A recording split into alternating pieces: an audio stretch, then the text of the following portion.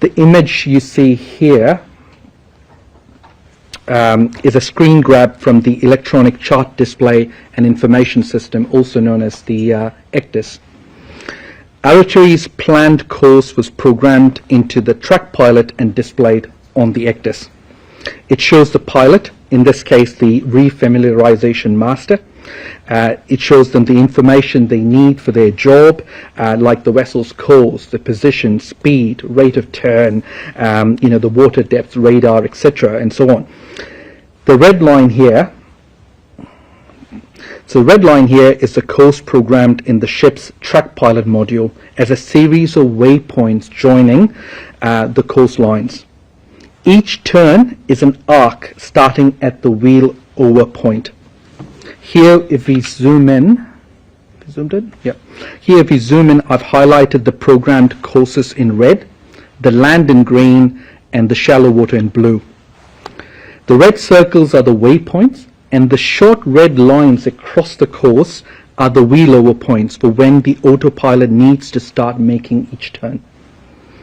On passing each waypoint, the autopilot, and this is really important, the autopilot automatically locks onto the next waypoint. With autopilot engaged and in course mode, as the ship approaches each waypoint, the bridge team needs to push something called the execute button, and that will initiate the turn. WhangāreiTim was just past its second waypoint at Mabel Island when the autopilot was engaged at 21:26:01.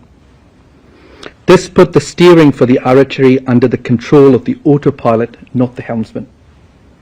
About 30 seconds later, the refamiliarization master pressed the execute button. But WhangāreiTim had already passed Mabel Island 36 seconds earlier. So pushing the execute told the autopilot to make the turn for the Snout Headland waypoint. And that turned the vessel to starboard onto a course of 73.8 degrees towards land, not 33 degrees towards Snout. Around 31 seconds after the execute command, the night master saw WhangāreiTim was heading towards shore and called the helmsman back to the center steering console.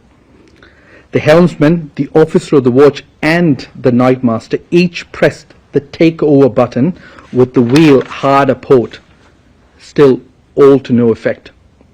WhangāreiTim continued turning towards shore. The bridge team were trying to transfer steering control from the track pilot console to the central steering console, but to do that, the new steering system required them to either set the same rudder command at both consoles or hold down the takeover button for 5 seconds. The bridge team did not know this. They did not know that they didn't know this. At 21:27:43, the WhangāreiTim was heading towards shore at 13 knots.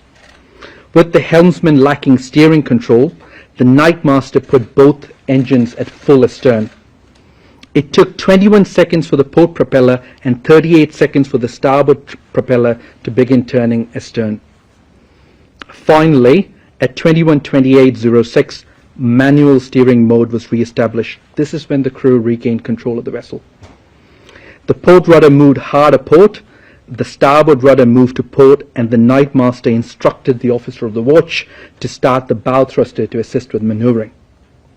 By 21:28:34, WhangāreiTim had slowed to about 7 knots at the 10-meter sounding and progressively slowing down, and by 21:28:50, the vessel grounded. WhangāreiTim's hull remained watertight, but there was damage to the bulbous bow, that's the front portion of the vessel, and that required repair. There were no injuries. In the following 48 hours, authorities successfully refloated the WhangāreiTim using 2 Picton-based harbour tugs. So that's the sequence of events leading and immediately after the grounding of the WhangāreiTim.